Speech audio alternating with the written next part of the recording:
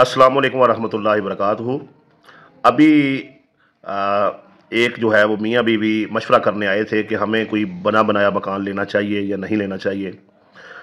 तो मैंने उन्हें मशवरा दिया कि बना बनाया मकान लेने से बेहतर है कि आप खुद से प्लाट लेकर उस पर मकान तमीर करें।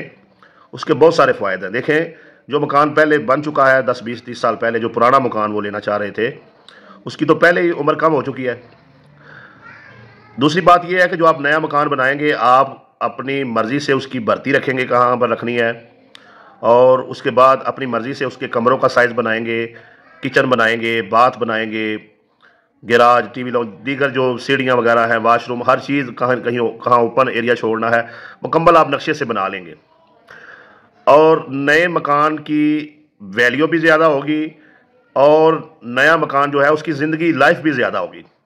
तो इसीलिए मैं हमेशा मशवरा देता हूँ कि पुराने मकान जो हैं वो बोसीदा मकान जो हैं वो ख़रीदने से बेहतर है कि आप अगर तो ख़रीदना भी चाह रहे हैं तो नया तमीरशुदा मकान ख़रीदें, और नया मकान जो है वो खुद तमीर करें।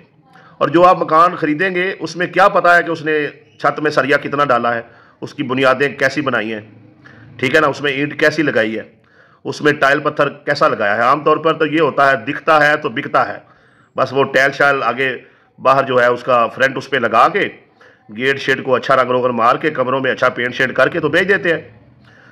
तो मैं तो इस चीज़ का हामी हूँ कि आप खुद से मकान बनाएं, इंशाअल्लाह ताला आपको फ़ायदा होगा। कौन बेवकूफ़ है कि अगर उसका मकान 50 लाख का है तो वो आपको 49 लाख में भी दे दे। उसका 50 लाख है तो वो आपको 55 में देगा, 60 में देगा।